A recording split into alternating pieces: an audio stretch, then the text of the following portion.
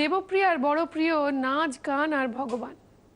ভগবান বৃদ্ধ হয়েছেন, গোলযোগ সইতে পারেন না, তাই হই হট্টগোল থেকে একটু দূরে উত্তরে হাওয়া গায়ে মেখে সে চেয়ে দেখে নাগের বাজার নগেন্দ্রনাথ রোডের নিবু নিবু ডুমের আলোয় ডিমের চপ, আলুর চপ, ফুলুরি ভাজছেন বৃদ্ধ নিমাই দাদু। তার স্ত্রী লক্ষ্মীপ্রিয়ার নামেই এই দোকানের নাম, লক্ষ্মীপ্রিয়ার তেলে ভাজা। উনুনের গনগনে আঁচের লালচে আভা এসে পড়েছে বৃদ্ধ নিমাই দাদুর মুখে। ধবধবে সাদা চুল, কুচকুচে কালো দুটি চোখ, সত্যি ভগবানের মতো দেখাচ্ছে তাকে। তাকে দেখে দাদুর প্রশ্ন, কি চাই নাতনি? কি আছে, ঠান্ডা না গরম? চাই তো গরম তেলে ভাজা, কেননা চলছে আপনাদের জন্য স্পেশাল উইক, যার নাম ঠান্ডা হাওয়া গরম তেলে ভাজা স্পেশাল উইক, স্পেশালি আপনাদের জন্য।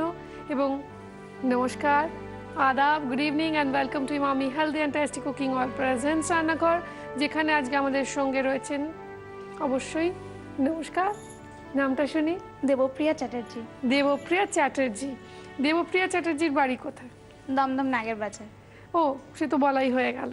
তো আমার খুব জানতে ইচ্ছে করছে, এই যে প্রত্যেকটি জায়গায় মানে পাড়ার উত্তর কলকাতার দিকে স্পেশালি বা সেন্ট্রাল কলকাতায় চপের দোকানের একটা বা তেলে ভাজার দোকানের একটা আলাদা ভূমিকা রয়েছে।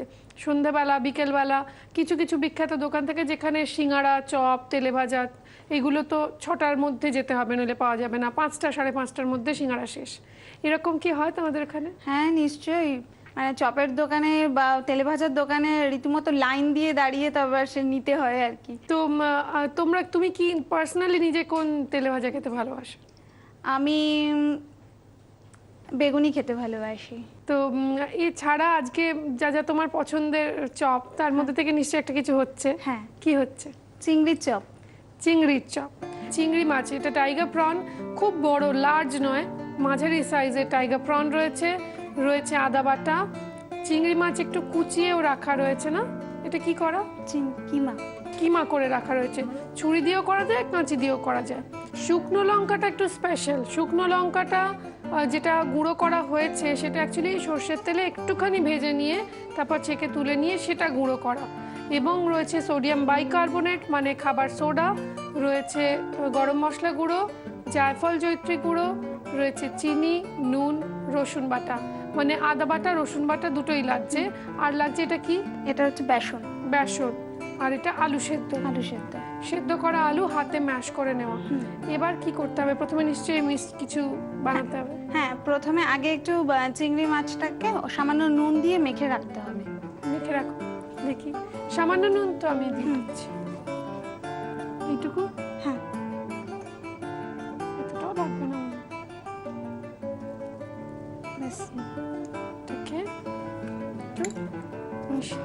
তারপর কি করতে হবে? তারপরে ফ্রাইং প্যানে 3 টেবিল চামচ তেল দিতে হবে, সর্ষের তেল। 3 টেবিল চামচ দিতে হবে? মোটামুটি আন্দাজ করে একটু বেশি দিতে হবে।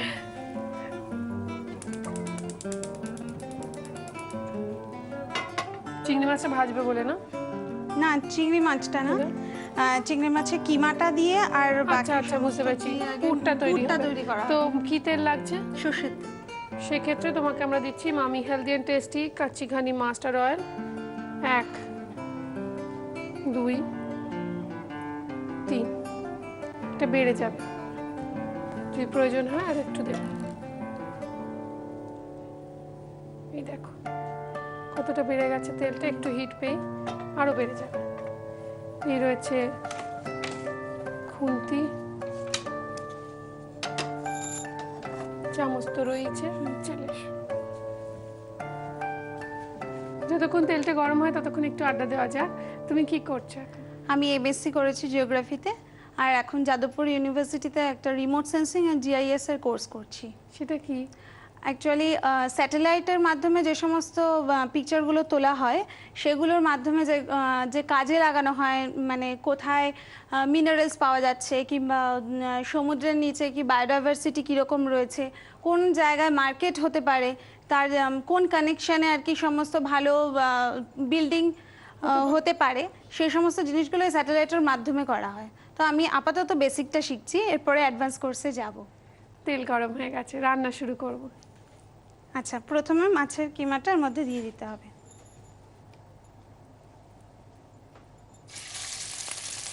চিংড়ি মাছের কিমা, এটা বাড়িতে বানিয়ে নেওয়া। কি দিতে হবে বলো? প্রথমে দিতে হবে আদা বাটা, রসুন বাটা। একটু হেল্প করি। আদা বাটা, রসুন রসুন বাটা, বাটা, আর তারপরে লঙ্কা। তার আগে না নুনটা দিয়ে নি, তাহলে তোমার যে অসুবিধাটা হচ্ছে সুন্দর শাড়ি পরার দরুন সেটা আর হবে না। একটু খুন্তিটা ছাড়া।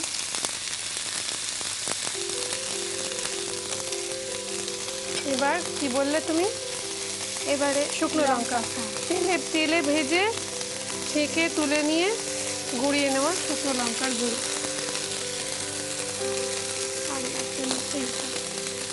আর তারপরে দিতে হবে মিষ্টি, চিনি দিতে হবে 2 চামচ মতন, একটু মিষ্টি মিষ্টি হবে। চপের পুরে দেখেছি ওরা একটু চিনি দেয়, যে কোনো চপের পুরেই দেয়। আর দিতে হবে একটু গরম মশলা, গরম মশলার গুঁড়ো।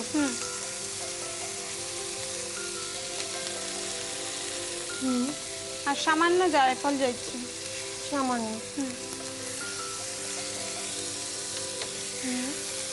ব্যাস এটা কিছুক্ষণ আগে কষাতে হবে। আর খাবার সোডাটা জানি এরপরে ছাতু না না বেসন না আলু, আলু সেদ্ধটা। আচ্ছা সেদ্ধ করে রাখা। হ্যাঁ আলু আলুটা সেদ্ধ, এবার অর্ধেকটা দিয়ে দিলে হবে। কি মেশাতে থাকো, তাহলে বোঝা যাবে কতটা লাগবে।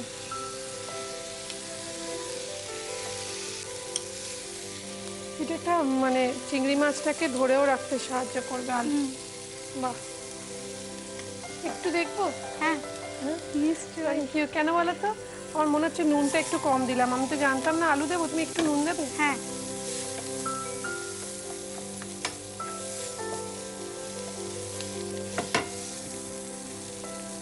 ব্যাস ব্যাস। নুন ওরকম এক জায়গায় দিয়ে দেবে না, নুন যখন দেবে মা ঠাকুমারা তাদের সাংঘাতিক ভালো আন্দাজ, কাকিমা জেঠিমাদের তাদের ব্যাপার আলাদা। চেষ্টা করবে যাতে পুরোটা কাভার হয়ে যায় এরকম ভাবে দিতে, তাহলে কখনো নুন কম বেশি হবে না এবং মিশবেও সহজে। ব্যাস আমাদের পুরটা ঠান্ডা করতে দিতে হবে, এবং পুরটা ঠান্ডা করে একটু হাতে মাখতেও হবে, কেননা সমস্ত আলুর সবটা যদি মানে যেটা দেখতে পাচ্ছেন এখানে, এই দেখুন সবটা মেলেনি এখনো, সেটা হাতে একটু ম্যাশ করতে হবে পুরো পুরটা, সেটা হাতে ধরার জন্য ঠান্ডা করতে হবে। চিংড়ির চপ অ্যাকচুয়ালি আমার সব থেকে আপনাদের বলে বোঝাতে পারছি না, মানে এটা হাতে ম্যাশ করতে করতে এটা টেস্ট করে দেখে ফেলেছি। না টেস্ট করেছি এই কারণে যে এই যে শুকনো লঙ্কাটা ভেজে দেওয়ার একটা যে কি গুণ, সেটা এখনই টের পেলাম, না খেলে বুঝতেই পারবেন না। এরপর যেটা করতে হবে সেটা হচ্ছে চপগুলো করতে হবে আর বেসনটা গুলতে হবে, যেটা ডুবিয়ে ভাজা হবে। তো আমি একটু চেষ্টা করব। নিশ্চয়ই। কিরকম হবে শেপটা? শেপটা হবে একটু লাউয়ের মতো। না বুঝতে, চিংড়ির চপ একটু গোল গোল হয় আর লেজাটা বেরিয়ে থাকে। একটা চিংড়ি এরকম হাতে নেব, নিয়ে সেটাকে প্রথমে একটু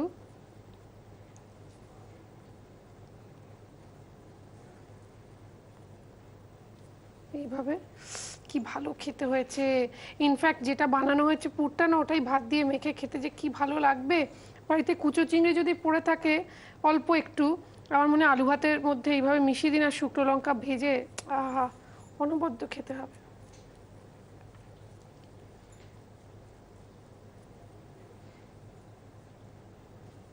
এই একটা লেজ এরকম বেরিয়ে থাকবে। বেসনটা গলো, আমি দেখি কিরমভাবে কতটা জল টল দিতে হবে। একটা ছোট্ট আছে চিংড়ি, সেটা দিয়ে একটা ছোট্ট বানিয়ে নিচ্ছি, কেমন? তো সবার আগে খাবো।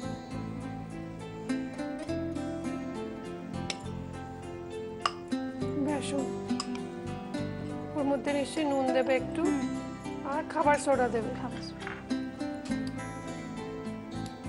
সোডিয়াম বাইকার্বনেট বা খাবার সোডা, এগুলো হচ্ছে রাইজিং এজেন্ট বলা হয় বেকিং এর ক্ষেত্রে, আর এই ক্ষেত্রে এটাকে মুচমুচে করবে এবং একটু ফুলতে সাহায্য করবে। জল লাগবে তো? এই না, এটা নিয়ে নাও।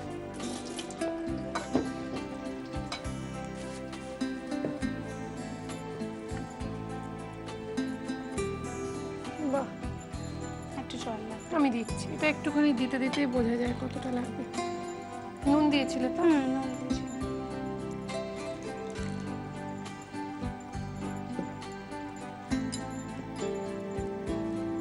এটা এইভাবে গোল গোল করে করো। একটু ব্যাস, ব্যাটারও রেডি, এদিকে চপও রেডি। চিংড়ির চপ বানানোর জন্য দেখুন এক কড়াই Emami healthy and tasty kachchi ghani mustard oil গরম করতে দেওয়া হয়েছে, তেল গরম হয়ে গেছে, ব্যাটার রেডি রয়েছে। ব্যাটারটা আমরা বানিয়েছিলাম বেসন, নুন, খাবার সোডা দিয়ে জল দিয়ে গুলেছিলাম।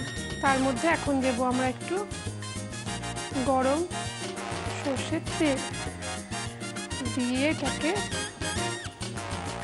আরেকবার ভালো করে গুলে নিই। এবার আমার একটা কথা বলো, তোমার একটা দারুণ এক্সপিরিয়েন্স রয়েছে ভূমিকম্পর ওপর। ভূমিকম্প তুমি হতে দেখেছো? একদম। কোথায় একটু বলো না আমাদের। 2011 সালে বিশ্বকর্মা পুজোর দিন আমরা তখন গৌহাটিতে, আমার দিদির বাড়ি ওখানে। তো আমরা চিড়িয়াখানা দেখে বাড়ি ফিরেছি খুব ক্লান্ত। এবার হঠাৎ 6:10-এর সময় আমার দিদি পাশ থেকে বলছে, কি রে তুই খাটটা নাড়াচ্ছিস কেন? আমি চমকে গেছি, ঘুমের ঘরে চারিদিকে অন্ধকার, তখন আমি খাট নাড়াচ্ছি না। তো দিদি যেহেতু বিয়ের পর পর কিছু কিছু অন্তত এর এক্সপিরিয়েন্সটা দিদির হয়েছে, তো বুঝতে পেরেছে, বলছে ভূমিকম্প শিগগিরই ওঠ। এবার ওঠার পরে আমি উঠে আমি বাবাকে, বাবা মা নিচে শোয়া ছিল, দিদির মেয়েটা পাশে শোয়া, উঠে আমি বাবাকে জাগাচ্ছি। যখন আমরা ওই ঘরটা পেরিয়ে পরের প্যাসেজে যাচ্ছি, আমরা একটা মিনিটের জন্য ওখানে দাঁড়াতে পারছি না, রীতিমতো আমরা এই দেয়াল থেকে ওই দেয়াল অবধি ধাক্কা খেতে খেতে যাচ্ছি। আর পুরো অন্ধকার হয়ে গেছে, পুরো লোডশেডিং হয়ে গেছে। আর আমরা যেহেতু 4 তলায় ছিলাম, সেজন্য ওই মুহূর্তে ভাবছি যে আমরা আদৌ নিচে নামতে পারবো কিনা, নাকি ভেঙেই পড়বে পুরো বিল্ডিংটা। তো আমার দিদি ভয় ছোট বাচ্চাটাকে নিয়ে পুরো এক জায়গায় দাঁড়িয়ে গেছে। তো আমি ভাবছি যে করেই আমি বাচ্চাটাকে নিয়ে যে করেই আমি নিচে নামবো। এটা একটুখানি দিয়ে দিই, হ্যাঁ, ঘরের মধ্যে গল্প শুনতে। ওকে কোলে তুলে নিয়ে আমি একদম ঊর্ধ্বশ্বাসে নিচের দিকে দৌড়, প্রচন্ড ভয়ে। কিন্তু প্রায় যখন আমরা 4 তলা থেকে অন্তত 2 তলায় নেমেছি, ততক্ষণ পর্যন্ত ওই শেকিংটা রয়েছিল, জার্কিংটা। এটা অনেকেরই, আমার যেরকম ভুল হয়েছিল বা আমরা অনেকেই জানতাম না, যখন কলকাতায় ভূমিকম্প হয়। আমি যে বাড়িটায় থাকি সেটা ভূমিকম্প প্রবণ, মানে এমনিই হয়, এমনি একটুখানি ভূমিকম্প প্রবণ এলাকা আর কি, হলে আমাদের বাড়িতে খুবই ভূমিকম্প হবে। আচ্ছা। এবং সেক্ষেত্রে আমাদের এটা সেফটি জেনে রাখা ভালো যে যখনই ভূমিকম্প অনুভূত হবে, সঙ্গে সঙ্গে ওপর দিকে না গিয়ে নিচের দিকে, যেটা তুমি বুদ্ধিমানের মতো কাজ করেছো, কখনো ওপরে যেতে নেই। বা যদি যখন বুঝতে পারছো ধরো বাচ্চাটিকে নিয়ে তুমি নামতে পারছো না, তো কোনো টেবিল থাকলে, কোনো টেবিল, কাঠের টেবিল কিছু থাকলে বা খাট, তার নিচে ঢুকে যেতে হয় বলে, যাতে মাথাটা বাঁচে। বা যেখানে ভূমিকম্পে যখন বাড়ি ভাঙে, বলা হয়, এটা শুনেছি, যে যেখানে দরজা আছে, দরজা যেগুলো তৈরি হয় না, দরজার যে বিমটা, ওটা পিলার, ওগুলো ভাঙে না চট করে। তো বলা হয় সেই রকম জায়গায় গিয়ে দাঁড়াতে, যখন আর কোনো উপায় নেই, তুমি বুঝতে পারছো নামতে পারছো না, সেক্ষেত্রে ওই রকম পিলারের নিচে, কারণ পিলারগুলো সব শেষে ভাঙে। তারপর সঙ্গে সঙ্গে বাড়ি না, বাড়ি তো সেদিন না, তার পরের দিনে টিকিট কাটা ছিল নিচে। আমি প্রায় একদম রেডি হয়েছিলাম যে এর পরে আরেকটা ঝাঁকুনি দিলে আমি শিওর সোজা স্টেশনের দিকেই দৌড়াবো, আমি কিছুতেই আর ওই বাড়িতে ঢুকবো না। চপ মুড়ি সহযোগেই ভাল লাগে, আদারওয়াইজ আমি তো শুধুই খাই, এমনি খেয়ে নিই। তো আপনারা এটা এমনি খান বা খাওয়ান সকলকে, কিন্তু তার আগে রেসিপিটা দেখে নিন আরও একবার।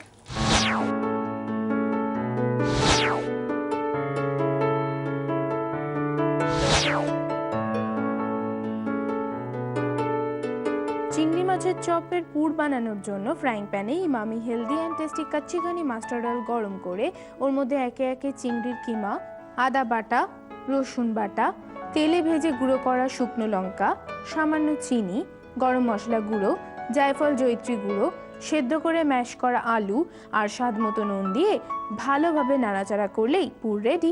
এবার নুন দিয়ে ম্যারিনেট করা চিংড়ির মধ্যে পুর দিয়ে চপের আকারে গড়ে বেসনের ব্যাটারে ডুবিয়ে Emami healthy and tasty kachchi ghani mustard অয়েলে ডিপ ফ্রাই করলেই চিংড়ি মাছের চপ রেডি। পৌষ আসছে রে, আসছে পৌষ পার্বণ, রান্নাঘরে পৌষ পার্বণ। চিংড়ির চপ রেডি অ্যান্ড সার্ভড। এবার যেটা করণীয়, একটি মাত্র কাজই করণীয়। দেখুন মুড়িও রয়েছে, মুড়ি দিয়ে আড্ডা দিতে দিতে গল্প করতে করতে খেয়ে নিতে হয়। তোমার জন্য কিছু উপহার আছে, যেগুলো একেবারে তোমার জন্যই। দেখে নেবো সেগুলো কি কি। Emami healthy and tasty cooking অয়েলের তরফ থেকে একটি আকর্ষণীয় গিফট হ্যাম্পার। ইমামির তরফ থেকে একটি আকর্ষণীয় gift hamper. Metro cafe restaurant এবং কেটারার্সের তরফ থেকে থাকছে একটি আকর্ষণীয় গিফট ভাউচার। দাগের জম মার্বো কেয়ারের তরফ থেকে রয়েছে একটি আকর্ষণীয় গিফট হ্যাম্পার। কেকসের তরফ থেকে রয়েছে একটি আকর্ষণীয় কেক। রয়েছে সুন্দর গ্লাসের সেট। রয়েছে কৃষ্ণনগর নদিয়ার শাড়ির পীঠস্থান ঢাকেশ্বরী বস্ত্রালয়ের তরফ থেকে একটা সুন্দর শাড়ি। রয়েছে জি বাংলার তরফ থেকে এক সেট মনের মতো কফি মাগ। আর রয়েছে এক সেট আকর্ষণীয় মাইক্রোওয়েভ প্রুফ কুকওয়্যার। এবার দেখে নিন আজকের টিপস।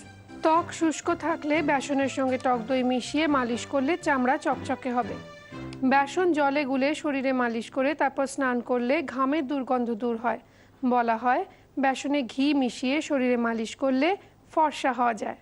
এখানে আসার ইজিয়েস্ট ওয়ে হলো আপনার মোবাইলের রাইট মেসেজ অপশনে যান, গিয়ে ক্লিক করুন, করে RG কথাটা লিখে স্পেস দিয়ে আপনার নাম আর লোকেশন টাইপ করে পাঠিয়ে দিন 57575 এই নাম্বারে। এছাড়া আপনারা আমাদের চিঠি লিখতে পারেন কিংবা মেইলও করতে পারেন আপনার রেসিপির অপশন সমেত, এবং অবশ্যই অবশ্যই আপনার এক কপি ছবি সমেত এই ঠিকানায়। Emami healthy and tasty cooking oil presents রান্নাঘর, Zee Bangla, post box 9051, Park Street head office, Kolkata 16। Email zibangla@znetwork.com। এইবার খেতে হবে। তুমি আগে না আমি আগে? জানতাম এটা জিজ্ঞাসা করার মানেই নিজে খেতে চাইছে আগে। রয়েছে একটা মেমেন্টো তোমার জন্য। যেতে যেতে গান শোনাতে হবে কি? খাও খাও।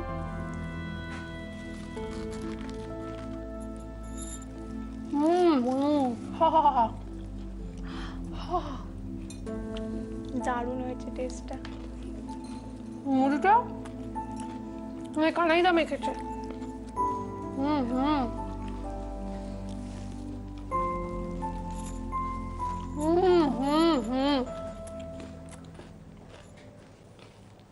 বাড়িতে থাকুন এবং আমাদের সঙ্গে থাকুন, দেখতে থাকুন জি বাংলা। এখন সময় দিদিদের, আমাকে অনুমতি দিন, যেতে যেতে শুনবো তোমার একটা গান। যদি তারে নাই চিনি গো সে কি আমায় নিবে চিনে নব ফাল্গুনের দিনে। জানি নে যদি তারে নাই চিনি গো সে কি।